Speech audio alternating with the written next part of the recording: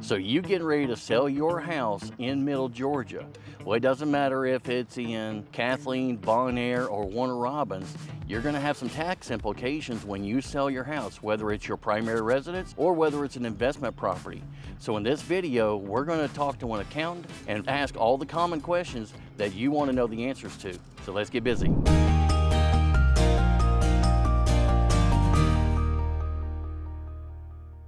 Hey guys, I'm Chris, your real estate problem solver. I'm a local real estate agent in the Middle Georgia area, and I've been an investor for over 20 years in the real estate market in Middle Georgia. So whether you're in Warner Robins, Kathleen, Bonaire, or Hawkinsville, or Perry, I've got all the information that you need to make the best decisions you can about the real estate market in Middle Georgia. So in this video, we're gonna talk to the local CPA, Pit Chapman at Chapman CPAs, and find out what kind of tax implications there could be for selling your primary residence or your investment properties, and what you can do to pay the least amount in taxes when you sell your home. So let's get busy. All right guys, so we're here with Pit Chapman at Chapman CPA in Perry, Georgia. So what we're talking about is the tax implications for you selling your house, whether you're an investor or a homeowner. So Pitt, I appreciate you giving us some of your time today. Oh yeah. So the first question is, I sell my house, is there going to be any capital gains involved with that? Well, that's a pretty open-ended question, Chris. Yeah. It can be, first of all, you need to establish how long you had that home and the goal for a personal residence sale. It doesn't mean you have to have lived in it 2 consecutive years out of the last 5.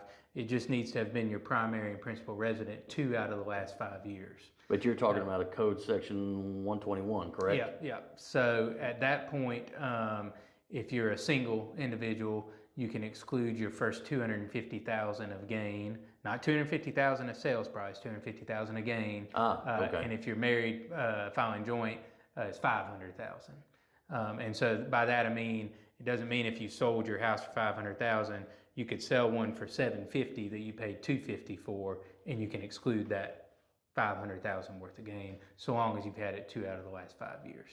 So actually, if I've had this house for 5 years, I can live in it year 1 and live in it year 5, and that still counts. Yeah, that's right. As long as it's in that 5 years. Sure. Okay. Just need to make sure, because you think about particularly with, and military and certain things have some exclusions within, you know, when they're forced to move because of being restationed. But there's a lot of people that'll live in a house and then maybe they move temporarily for another job, so they rent it out for a few years, then they come back and live in it again. See that a lot. And there's some calculation that has to be done at that point based on if they took depreciation on the house and some other items, but it's 2 out of 5 is the blanket rule. So. Okay. And now, doesn't military have an extra level of flexibility? Yeah, that's what, and then there's some other nuances to that code section that involve certain things with medical hardship and some other things like that we could talk about for hours. But the basic rule is 2 out of 5, 250, 500.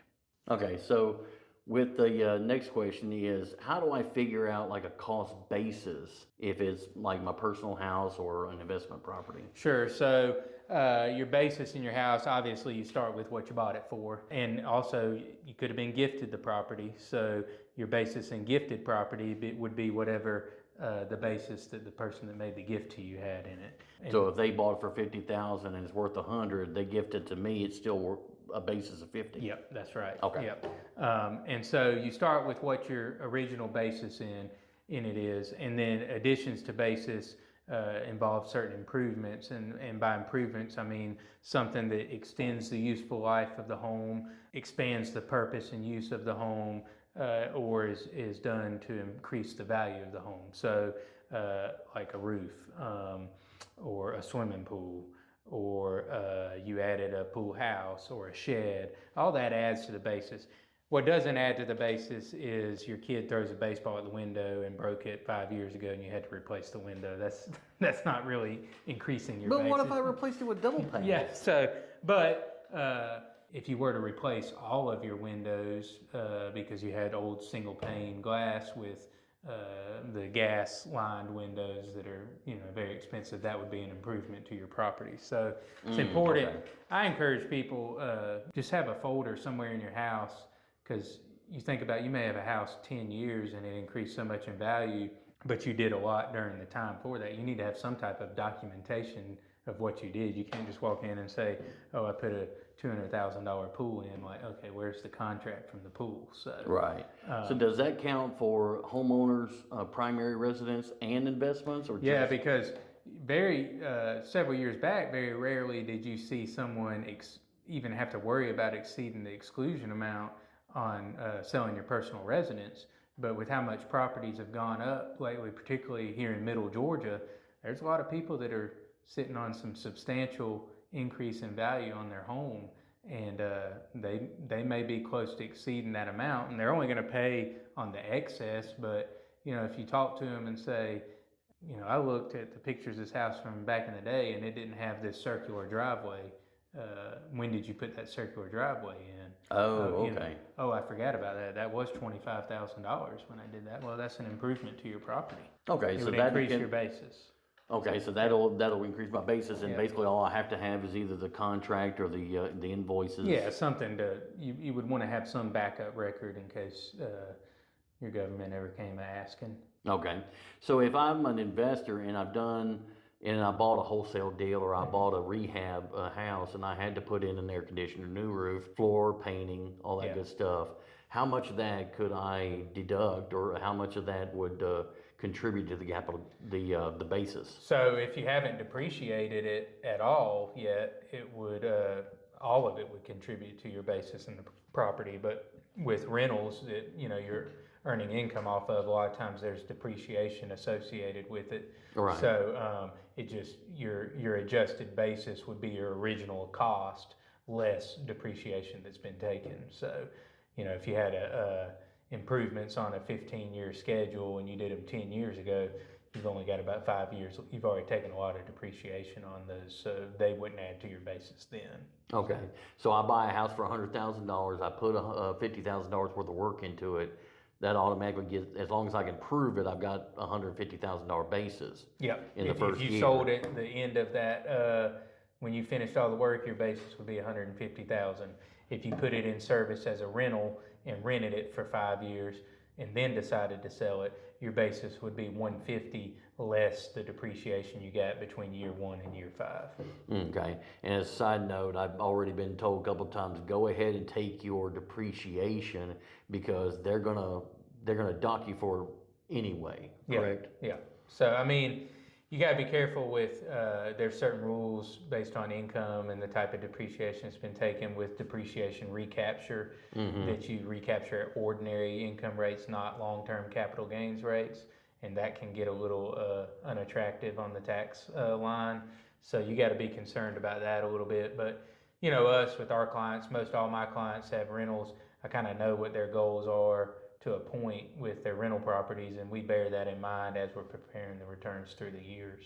So, Right, so you make sure that they tell them, you're gonna take this depreciation because they're gonna dock you for it when you sell it anyway, right? Yeah, or I make sure that we don't accelerate depreciation on somebody for certain items, and then they were only planning on renting it for a year and then selling it, and because then that can bite them on the rear end when they sell it. So. Oh, yeah, that's a good point. Yeah. Okay. You got to be cognizant of that. Yeah. But most people, a lot of people have rentals. They're keeping them for a while unless somebody's making them a really good offer. So. Right. So what kind of federal or state forms, and what are the deadlines that I need to be aware of when I'm selling my property? So when you sell a property, it's reflected on the subsequent tax return for that year. So if you sold a property February of 25, it's not going on a tax form for the IRS until you file your return in 26, between January and April 15th, if you're a timely filer. Now the closing attorney might issue you what's called a 1099-S at closing, which that just reflects the gross sales price. And then we would certainly want a copy of the closing statement that's backs out commissions and fees, because all that comes off your gain as well.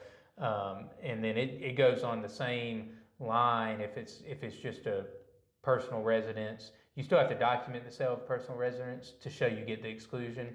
But if you just had an investment property you sold goes on the same line, just like selling stock on Schedule D on your return. It's not a crazy form you have to do. It's pretty straightforward. Okay, so I still need the closing statement when I sell the property, and closing costs, commissions, and all that all stuff that would be on the are closing going to be statement. counted as an expense. Yep. And then the only difference between an investor property and my personal property is just one check mark on the return. Well, you know, on if you had a rental property you sold, it's in the same section of the return. It goes on a different line, but that would be like we keep depreciation schedules on all our clients, so we go in and have to we have all the depreciation sitting right there, but it's all a Schedule D item. It all goes on capital gains. Okay. Yeah. So basically all I need to bring to you is the closing statement. That's right. And whether it was my house or a rental. Sure. Yeah. Okay. Which most people we know when they come in with it, because we got their address from the prior years and all that. But if it's somebody new and you sold a property, we get that call a lot. There's a lot of people that don't necessarily need a CPA because they just have a boilerplate return with maybe just 2 W-2s on it. But then they either inherited a property and then sold it. They sold their personal residence, made a lot of money. They're concerned. They come to us 1 year just to handle that. Because it's got that uniqueness to their return for that year, and we usually meet with them and make sure they have everything we need from there. Okay. So are there any tax strategies that you would suggest, like rolling proceeds into another house, or when would be the best time to sell a house? Yeah, so if you have an investment property that you're selling that you're going to trigger a substantial amount of gain, you do have the option to do a like-kind exchange, or 1031 is what most people call it, into another property of like-kind nature. But the one thing about that people got to remember, it's like putting a Band-Aid on the gains tax. You better be planning on just continually to roll them, because eventually you're going to pay the tax when you sell it and take the money. So now if you're somebody that doesn't necessarily need the liquid funds, you're just trying to increase your real estate empire, you can continually roll that 1031, and then when you die one day and it goes to your kids, everybody avoids the tax so long as you're under a certain threshold. Whoa, wait a minute. So that means I can go from a $100,000 house to a $500,000 house to a $3 million house, die and give it to the kids, and they got a $3 million basis house. Stepped up basis, selling next day for $3 million, nobody pays any tax. That's the whole point of a 1031. See, that's how you avoid the taxes. Yeah, that's the whole point of a 1031, where people get in a pickle. I'm a big fan of a 1031 used right, but I'm also a big fan of explaining to the client what exactly they're doing. And you know, long-term capital gains rates right now, irregardless of political affiliation, are about as good as they can be. You don't know if 10 years down the road there's a different administration and they've made long-term capital gains 35%. Because right now, most people are paying between 0 and 15% on long-term capital gains. So if you're selling a house that you're triggering a $70,000 gain on, and you say, well, I don't need the money right now, I'll just roll it into a nicer house, but in 3 years I'm going to want my money, go ahead and eat it now. You're just delaying the inevitable. That's why I said putting a Band-Aid on it. Okay. You know, you're going to have to pull it off at some point. So that's a uniqueness to the individual client. You also got to think about if maybe they have other income that year pushed maybe would have pushed them into the 20% long-term capital gains rate because they had something else go on, or they're a high earner. Well, you may do a 1031 then and wait a couple years, because you know you're going to have a down year, and then you can trigger the gain at 15%. I mean, there's some uniqueness to that, but you hear people talk about doing a 1031 a lot, but they don't really know everything it entails. And they also don't know that if you're going to do a 1031, you can't just decide, hey, I'm doing a 1031 and buy another piece of property. You need to let the agent know when you're selling that property, you're doing a 1031. Right, you've got to have a moderator or intermediary involved, because I've literally had people come in here and said, yeah, I did a 1031. No, you didn't. You just found another piece of property you liked and decided that you wanted to call it a 1031, but you didn't do it right. I can tell you that much. And there's some... But guess what? You're paying taxes on that. Well, there's a few workarounds you can do on some stuff, reverse starkers, but we're getting real technical there. But if you're going to do a 1031, let your agent know Because also, if I'm not mistaken, you would know better than I would, I believe the agents have to let the seller know, let the buyer know if the seller's doing a 1031. Isn't that mandated? Yes. Yeah, that's what I thought. Well, the agent that's working with them does need to know if I'm selling this house on a 1031, I've got 45 days to identify another property and then 90 days to complete the execution. 180. 180 now? Yeah, 180 days to close. Oh, good. They extended it. Yeah. Okay, so see how long it's been since I've done one. 45 days to identify, 180 days to close. Okay, so it was 45 to 90, so I'm glad that it's extended that. Yeah.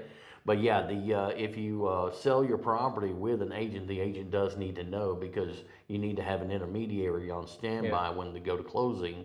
That money can be sent to the intermediary and held until you identify a new property. Yeah. So. And it's I think that because I'm sure a lot of your audience on these are fellow real estate agents. It's important for real estate agents to know what the 1031 means to a point. You have to be careful just giving blanket tax advice to clients, but it's also an opportunity if you are on the buyer's side to potentially make more commission, because you know the seller just did a 1031 and he's got to find something to buy, and you may have a client that maybe hadn't listed something yet, but you've talked about them listing it. Yeah, he's on a time crunch. You just pick up another 5% on it. So yeah, he's on a time crunch, so he's got to identify something. You see that on the paperwork coming in. You better. Would you like one of these, or would you like one of these? Yeah, you better be thinking. You should see dollar signs when you see that coming in on a whichever side of the transaction you're on, because you know somebody's got to find another piece of property, and you better be on the phone calling, whatever contacts you have or investors and all that. What you got? Your accountants that are holding all the tax returns for all the local landlords. Yeah. I mean, it's a good thing to see, because then that may roll into the next guy when a 1031. Next thing you know, you took one. You were representing one buyer, and you turned it into 5 closings in 6 months. In 6 months. Yeah. And typically we're talking about expensive pieces of property when people are thinking about doing that. So. And it adds up. Yeah. So when I'm selling the house, is there a certain time of year or a certain time of the month that is best for selling a property, whether it's a personal or a investment property? I mean, you just want to make sure that with like we talked about the personal residence, get to that 2 out of 5.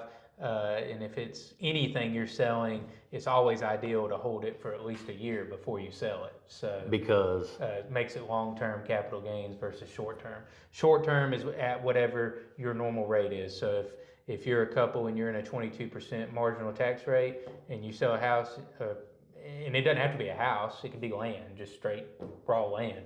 But if you sell that and you make $50,000 in gain short term, you're going to pay it 22%. Just like if you're working at McDonald's. Yes. If you held it for a year, depending on your income level as a couple, you may pay between 0%, you may pay 0%, you may pay 15%. It all depends on everything you got going on. Right. Yeah. There's a threshold where long-term capital gains are at 0%. Oh.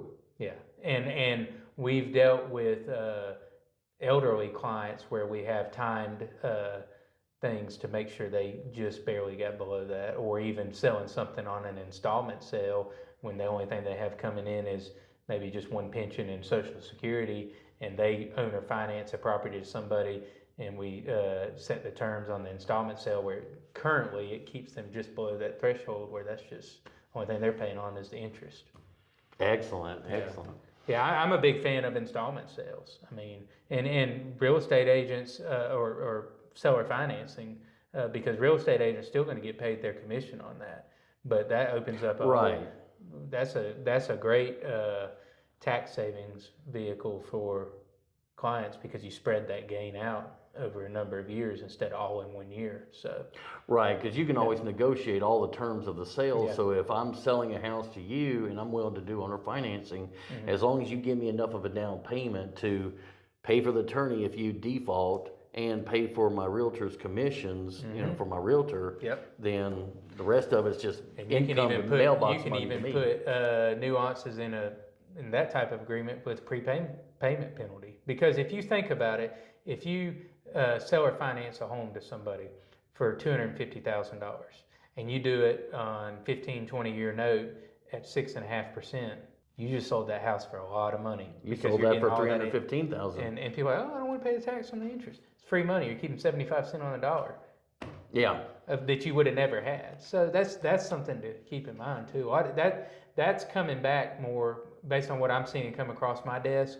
That's coming back more because when rates were 2.8% and you could get a loan at the bank, why are you going to do that? Everybody was going. But if you can still get a loan at the bank, but let's say it was going to be 7%, and the seller is willing to finance it to you for 6%, they're still making way better on the deal, and you're getting a better rate, irregardless of if you could go to the bank or not. Right. And I knew when I sell my houses with owner financing, if I'm offering the financing with it, that's a value add. So I like to do that because I know I'm going to get full price for my house. Yep. And on top of that, if I've got it for more than a year and a day, then I can sell. Now, let's say I'm selling a house and you tell me which one's better, my personal house or an investment property. We're selling a house. Is it better to repaint, do the carpet, fix it all up 100%, or should I sell it as is? Well, let's take the personal house first. If you're well below that gain amount that we talked about, the 250 or the 500,000. Okay. And you might know this side of it a little bit better, like LVP flooring. I read an article one time that said, and I put LVP in a couple of houses I had, that said that LVP flooring, new LVP, is one of the best ROI items you can put in a house for resale because it just pops when people see it. It looks clean. It's high demand. Yeah, versus older carpet. And it's not that expensive. Well, if you spent $10,000 on LVP and that $10,000 that you spent on LVP increase your sales price by $15,000, that's a no-brainer. And then you're still below, you're not paying any tax on that extra $5,000 because you're below the 500,000 threshold. You're below your 10, okay. And really, I don't like to see anybody pay tax, right? But people are going to pay tax. I don't like tax, but it's the nature of it. I pay tax and I do it for a living. The necessary evil. I'm all about reducing your tax as much as legally possible for people. But if you can do that improvement for $10,000 and get an extra sales price, extra $5,000 net off your sales price, and you've had the property over a year, you're still keeping like 85 cents on the dollar of a dollar you would have never had. So why would you not do it? Now, do I think painting a house a color that you like because you like the way it works, you're probably not going to get your return on that because the next person's, they may not like a magenta bedroom, but if you can freshen up the paint, sure, by all means. You're not going to create a huge tax issue by doing that. Okay. Yeah. So same thing with an investment property? Yeah. Okay. Yeah, and even, with investment properties, if you're fixing one up for resale, and so let's say, end of November of one tax year, you put $20,000 worth of flooring in because you're going to list it in January. We're going to want to make sure to know about that because we don't want to suddenly depreciate that flooring out that year because you're selling it in January. You just made yourself have some depreciation recapture. Okay, so if we're going to be crossing the tax year, sometimes you have line. Somebody starts doing something in October because they're planning on selling it in February and they don't tell anybody and they can burn themselves in. That's why communication is key, making sure somebody's aware of what you're doing and why you're doing it. Okay, so but basically as long as it's in the same tax year, shouldn't be any surprises. That's right. Okay, excellent, good to know. Well, I appreciate all the time. Yeah, Chris, appreciate you, buddy. Guys, if you've got any questions, reach out to Pitt. I'll put his information in the description below. But that's it for this one, and reach out to me if you have any questions about real estate in general. Talk to you on the next one.